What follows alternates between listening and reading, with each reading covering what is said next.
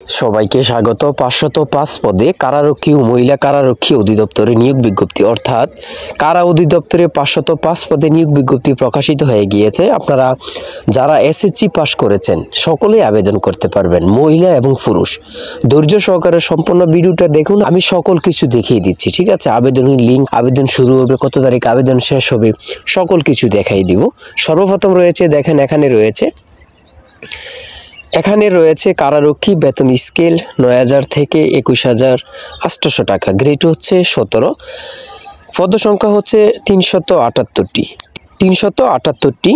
তারপরে শিক্ষাগত যোগ্যতা রয়েছে কোনো স্বীকৃত বোর্ড হইতে বা হতে মাধ্যমিক স্কুল সার্টিফিকেট, অর্থাৎ এসএসসি পাস করলে আপনার আবেদনটি করতে পারবেন।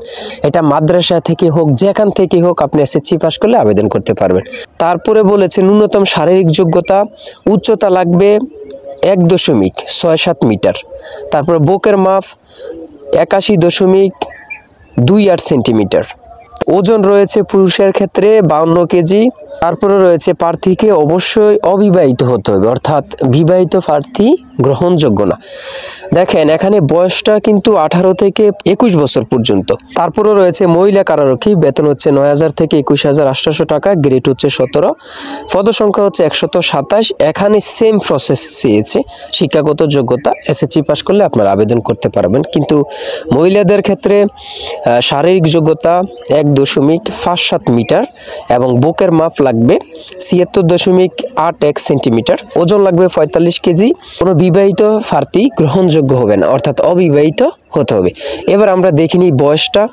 দেখেন প্রার্থীকে অবশ্যই বাংলাদেশের নাগরিক হতে হবে, জাতীয় পরিচয়পত্র অথবা জাতীয় পরিচয়পত্র অনলাইনে আবেদনের কপি স্লিপ থাকতে হবে, অর্থাৎ আপনার মোট কথা হচ্ছে জন্ম সনদ দিয়ে হবে না, আপনার এনআইডি কার্ড লাগবে। কমপক্ষে যদি এনআইডি করতে স্লিপ দেন, ওই স্লিপটা হলেও হবে, যদি এনআইডি এখনও না বাইর হয়, কিন্তু এনআইডি লাগবে।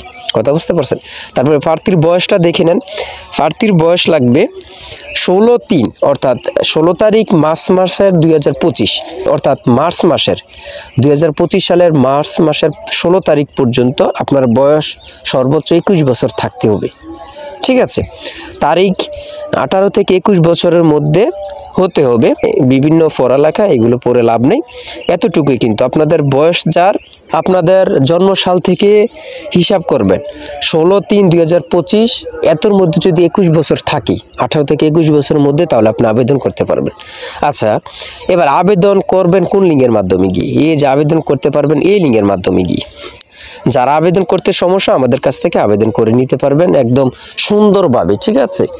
ভালোভাবে, একদম কোনো চিন্তা করার প্রয়োজন না, আমরা সুন্দরভাবে করে দিব।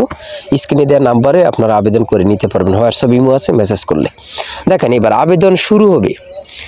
আবেদন শুরু হবে আপনার ১৭ ফেব্রুয়ারি। ১৭ ফেব্রুয়ারিতে আপনাদের আবেদন শুরু হবে। এই যে ১৭ ফেব্রুয়ারিতে আপনাদের আবেদন শুরু হবে এবং আবেদন শেষ হবে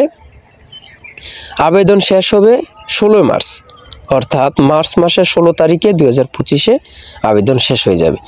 আজকের ভিডিও এই পর্যন্ত। আর যার যে কোনো সমস্যা আমাদেরকে কমেন্টে লিখতে পারেন, ইনশাল্লাহ আমরা সঠিক উত্তরটি সবসময় দিয়ে রাখি।